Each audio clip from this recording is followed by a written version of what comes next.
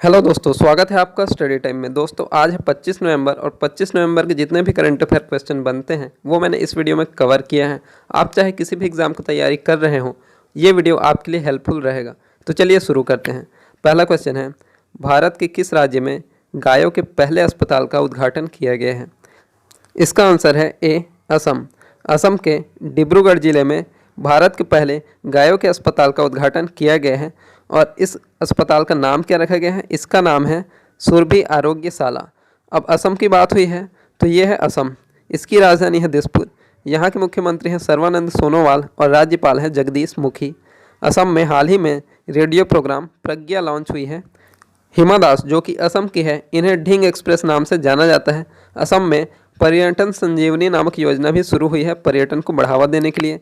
असम में धन्वंतरी योजना लॉन्च हुई है और भारत का एकमात्र गोल्डन बाघ काजीरंगा नेशनल पार्क जो कि असम में ही है देखा गया है।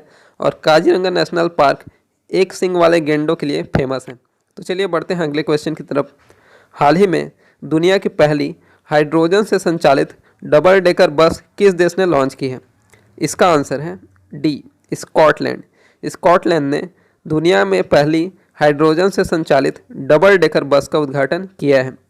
तो अब स्कॉटलैंड में किया गया है तो यह है स्कॉटलैंड और इसकी राजधानी है एडिनबर्ग। स्कॉटलैंड की करेंसी है पाउंड स्टर्लिंग। और स्कॉटलैंड से जुड़े कुछ पॉइंट्स हैं जैसे कि स्कॉटलैंड के एक राइटर हैं डगलस स्टुअर्ट। इन्हें हाल ही में इनके एक नावल सगी बैन के लिए बुकर प्राइज से सम्मानित किया गया है। और स्कॉटलैंड का एक शहर है ग्लासगो जहां COP26 यानी कॉन्फ्रेंस ऑफ पार्टीज 26 का आयोजन किया जाएगा। तो चलिए अब बढ़ते हैं अगले क्वेश्चन की तरफ। अगला क्वेश्चन है, हाल ही में किसने world wide cost of living index जारी किया है? इसका आंसर है सी, EIU। EIU यानी कि इकोनॉमिस्ट इंटेलिजेंस यूनिट, इसने world wide cost of living index जारी किया है। तो ये क्या होता है? यह दुनिया भर में सबसे कीमती शहरों की लिस्ट जारी की जाती है। तो इस लिस्ट के अनुसार सबसे टॉप पर हैं हांगकांग, पेरिस और स्विट्जरलैंड का ज्यूरिख। तो चलिए अब बढ़ते हैं अगले क्वेश्चन की तरफ। हाल ही में 1300 वर्ष पुराना भगवान विष्णु मंदिर पाकिस्तान के किस जिले में प्राप्त हुआ है? इसका आंसर है बी, स्वात। पाकिस्तान के स्वात जिले में 1300 वर्ष पुराना भगवान विष्णु का मंदिर प्राप्त हुआ है। अब पाकिस्तान में प्राप्त हुआ है तो ये है पाकिस्तान। इसकी राजधानी है इस्लामाबाद और पाकिस्तान की करेंसी है पाकिस्तानी रुपया। तो चलिए अब बढ़ते हैं अगले क्वेश्चन की तरफ। चक्रवात निवार ने भारत के किस राज्य को प्रभावित किया है? इसका आंसर है डी, तमिलनाडु।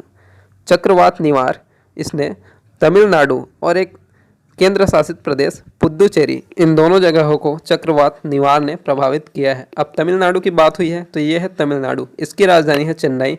यहाँ के मुख्यमंत्री हैं एडापड्डी के पलानीस्वामी और राज्यपाल हैं बनवारी लाल पुरोहित। तमिलनाडु में हल्दी अनुसंधान संस्थान की स्थापना की जाएगी। RBI की एक रिपोर्ट के अनुसार तमिलनाडु बाजार कर्ज में शीर्ष स्थान पर है। तमिलनाडु में जूनियर वकीलों को 3000 तक मासिक वजीफा देने की घोषणा की गई है। मछली उत्पादन में तमिलनाडु अब शीर्ष स्थान पर है। तमिलनाडु में हाल ही में अम्मा मोबाइल शॉप्स लॉन्च किए गए थे। चलिए अब बढ़ते हैं अगले क्वेश्चन की तरफ। हाल ही में डॉक्टर ऑफ साइंस मानद डायरेक्टरेट की उपाधि से किसे सम्मानित किया गया है?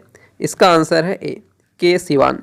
इसरो के अध्यक्ष के सिवान को डॉक्टर ऑफ साइंस की उपाधि से सम्मानित किया गया है। इन्हें कर्नाटक के राज्यपाल वजुभाई वाला ने इस सम्मान से सम्मानित किया है। इसरो का पूरा नाम है इंडियन स्पेस रिसर्च ऑर्गेनाइजेशन। इसकी स्थापना 1969 में हुई थी। इसका मुख्यालय बेंगलोर में है। चलिए बढ़ते हैं अगले क्वेश्चन की तरफ।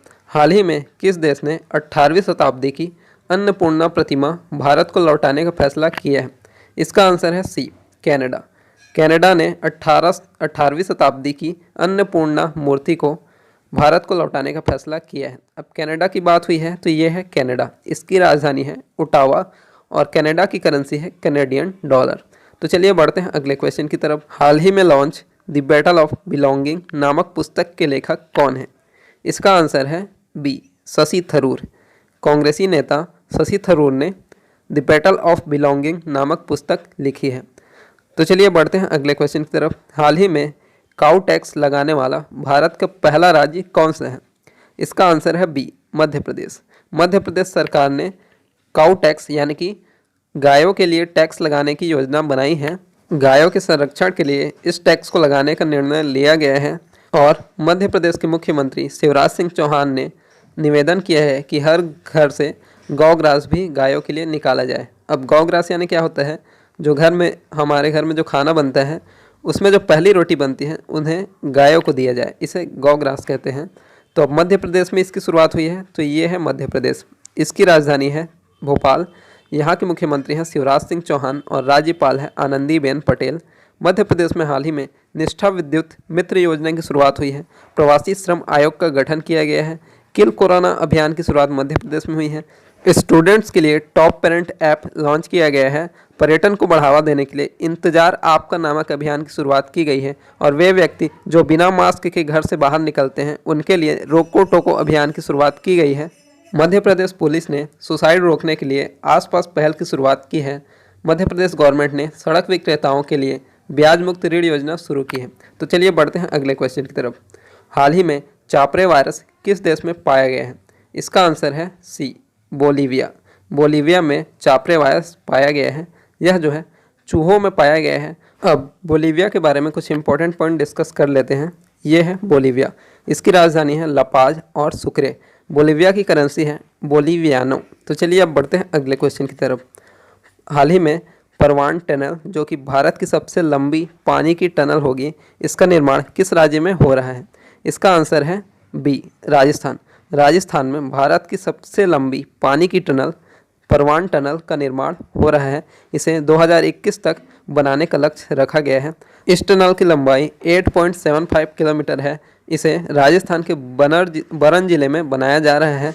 इससे किसानों को बहुत ज़्यादा मदद मिलेगी। तो अब राजस्थान की बात हुई है, तो ये है राजस्थान। इसकी राजधानी है जयपुर। यहाँ के मुख्यमंत्री हैं अशोक गहलोत और राज्यपाल है कलराज मिश्रा। राजस्थान में हाल ही में कामधेनु योजना की शुरुआत हुई है। इंदिरा रसोई योजना और राज कौशल पोर्टल लॉन्च किए गए हैं। राजस्थान में स्वास्थ्य मित्र नियुक्त किए गए हैं। राजकॉप सिटीजन ऐप भी राजस्थान में लॉन्च किया गया है। राजस्थान में पढ़ाई के लिए smile e learning platform launch किया गया है। और डॉक्टर से ऑनलाइन कंसल्ट करने के लिए IUM सेहत साथी ऐप भी राजस्थान में लॉन्च किया गया है। तो चलिए अब बढ़ते हैं अगले क्वेश्चन की तरफ। हाल ही में किसे 21वें लाल बहादुर शास्त्री पुरस्कार से सम्मानित किया गया है? इसका आंसर है ए, सुधा मूर्ति। ये है सुधा मूर्ति। इन्हें 21वें लाल बहादुर शास्त्री पुरस्कार से सम्मानित किया गया है। तो चलिए अब बढ़ते हैं अगले क्वेश्चन की तरफ। सिम्बेक्स 20 संयुक्त सैन्य अभ्यास किन दो देशों की नौसेनाओं के बीच हुआ है? इसका आंसर है डी, भारत और सिंगापुर। भारत और सिंगापुर के बीच सिम्बेक्स 20 संयुक्त सैन्य अभ्यास शुरू हुआ है। सिम्बेक्स का पूरा नाम है Singapore India maritime bilateral exercise. यह युद्धाभ्यास अंडमान सागर में शुरू किया गया है। इस युद्धाभ्यास का उद्देश्य दोनों देशों की नौसेनाओं के बीच आपसी संबंध को मजबूत बनाना और युद्ध जैसी स्थिति से निपटने के लिए अपने आप को सशक्त बनाना है। और हमने कल सिटमैक्स 2020 युद्धाभ्यास के बारे में कल पढ़ा था। इसमें 3 देश शामिल थे, सिंगापुर, इंडिया और थाईलैंड। तो चलिए अब बढ़ते हैं अगले क्वेश्चन की तरफ। 2023 में होने वाले G20 शिखर सम्मेलन की अध्यक्षता कौन सा देश करेगा? इसका आंसर है सी, भारत। भारत जो है G20 शिखर सम्मेलन जो कि 2023 में होगा उसकी अध्यक्षता करेगा।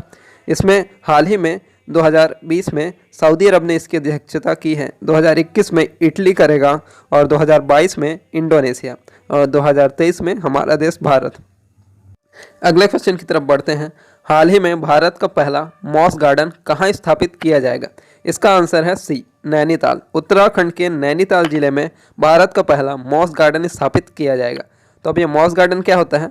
मॉस जो है ऐसे पौधे होते हैं जिनमें फ्लोएम एवं जाइलम नहीं होते। ये एक तरह के काई होते हैं।